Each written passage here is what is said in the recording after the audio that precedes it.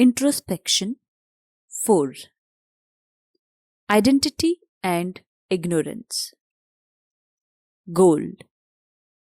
We will attempt to experience the illusion of identity and ego, as known as person, directly. Prerequisites. Same as that for introspection 1. Question. Establish yourself in the usual tranquil state. Take a look at the names and forms. You can now ask, who is aware of the world or objects or thoughts? You will notice that there is no who initially. There is just awareness of contents. If there are any thoughts, the awareness overshadows those thoughts. Ask it again with a twist, inserting memory or space-time invoking words. Who is sitting here and watching? Or who had dinner last night? And the mind wakes up and responds this time. There can be recalls of some experiences of coming and sitting or having a dinner at some place, etc. Still, there is an awareness of those recalls. Now, start describing the events, and now a doer appears, the I or the identity.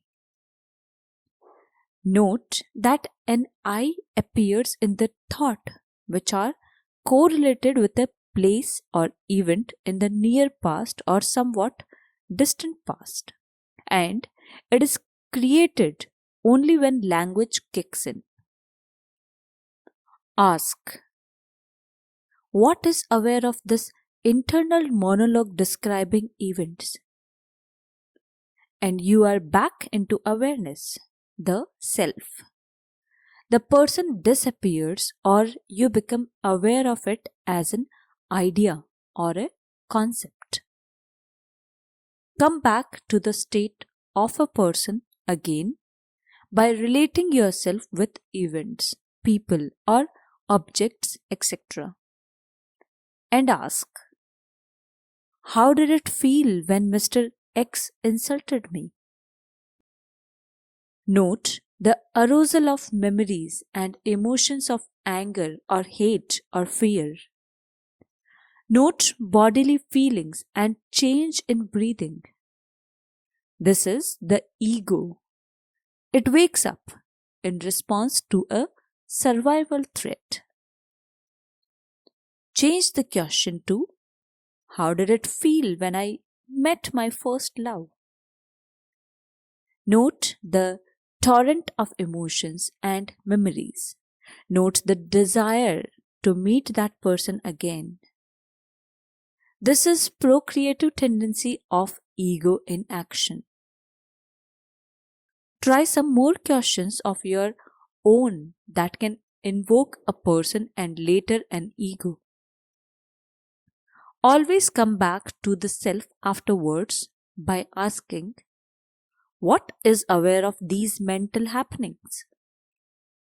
Note the complete absence of awareness when in the ego mode. The egoic state gives a taste of how an ignorant person lives his life. Compare that with the awakened state as self. The contrast is telling. Analysis and conclusion. Whenever there is a need, the mind creates a container for the experiences and names it as I. This is the identity we studied before. Note that the consciousness or self is a direct experience, but the identity is only a concept, an idea, a creation of the mind.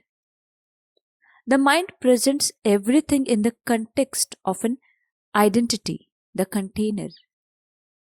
It has all the memories, impressions, programs, processes, and associations it had created in the past. Time is created and a separation of I and not I happens. Egoic processes boot up and start the loop of survival, protection, and procreation.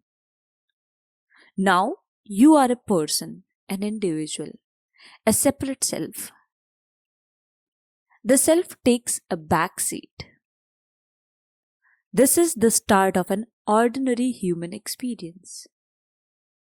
Mind objectifies everything, including the body and the identity.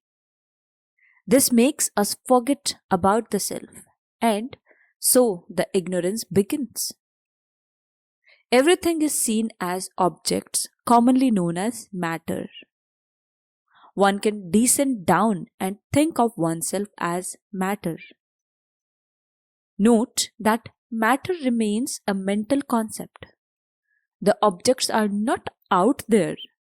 The separation is a doing of mind. It is possible to spend a lifetime in such state, the state of forgetfulness.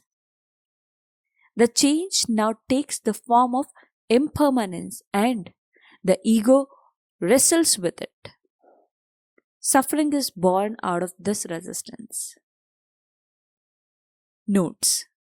First, traditionally, sansar begins here.